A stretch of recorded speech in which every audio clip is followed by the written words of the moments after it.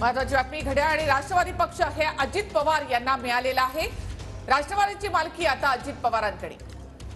राष्ट्रवादी पक्ष आणि चिन्ह अजित पवार गटाला मिळालेला आहे। निवडणूक आयोगाच्या निर्णयाने शरद पवार गटाला एक मोठा धक्का बसलेला आहे। राज्यभरामध्ये राष्ट्रवादी काँग्रेसच्या अजित पवार गटाच्या कार्यकर्त्यांचा जल्लोष आणि आनंदोत्सव पाहायला मिळतोय। तर राष्ट्रवादी पक्ष हा अजित पवारांचा आयोगाकडून देखील यावर शिक्कामोर्तब करण्यात आलेला आहे। बहुमत आणि आमदार खासदारांचं संख्याबळ हा सगळ्यात महत्त्वाचा मुद्दा यामध्ये ठरलेला आहे। उभे राहिले, लोकप्रतिनिधी उभे राहिले, मोठ्या प्रमाणावर पक्षाचे पदाधिकारी कार्यकर्ते होते।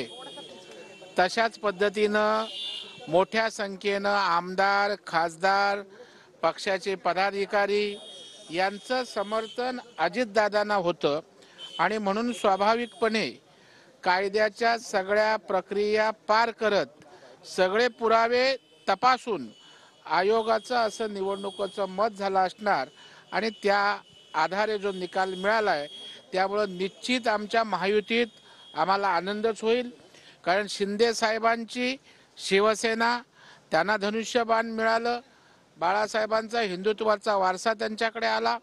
त्याच पद्धतीनं आज राष्ट्रवादी काँग्रेसचे नेते अजितदादा पवार यांना राष्ट्रवादीचं घड्याळ त्या ठिकाणी मिळाल्यामुळे आमच्या महायुतीमध्ये आणखी त्या ठिकाणी घट्टपणा किंवा एक वेगळ्या प्रकारचं आनंदाचं निश्चितच वातावरण आहे।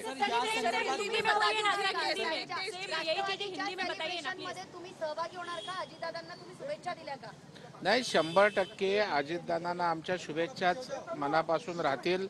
कारण शेवटी राष्ट्रवादी काँग्रेस पक्ष जेव्हा आमच्या सोबत आहे बोलतो त्यावेळेला महाराष्ट्रातील जनतेच्या मनातही संभ्रम होता की राष्ट्रवादी म्हणजे नेमका कोण, शरद पवार साहेबांचा की अजित पवारांचा। तर आता राष्ट्रवादी बोलल्यावर तो प्रश्न निकाली निघतोय। जसा शिवसेनेच्या बाबतीत कसं होतं त्याच पद्धतीनं धनुष्यबाण आणि शिवसेना प्रश्न निकाली निघाला।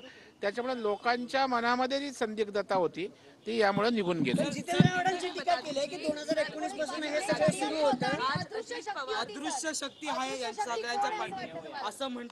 जितेंद्र आव्हाडाकडून दुसरी अपेक्षा काय करणार?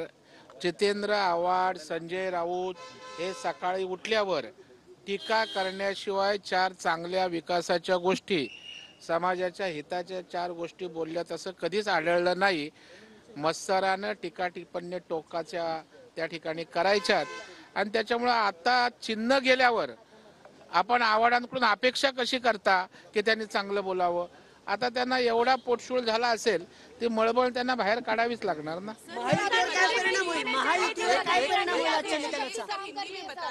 महायुतीवर याचा चांगलाच परिणाम त्या ठिकाणी होणार। कारण महायुती आणखी भक्कम होणार। कारण काही लोक चिन्हांमुळे त्या ठिकाणी त्यांच्या मनामध्ये थोडंसं किंतु परंतु असतं। शिंदे साहेबांचा चिन्हाचा विषय क्लिअर झाला, आता अजितदादांचा घड्याळाच्या चिन्हाचा विषय क्लिअर झाल्यावर स्वाभाविकपणे त्या ठिकाणी त्यांना चांगल्या प्रकारचा आत्मविश्वास वाढेल आणि महायुतीच्या सुद्धा एक वाक्यतेला त्या ठिकाणी ताकद निश्चितपणे मिळेल।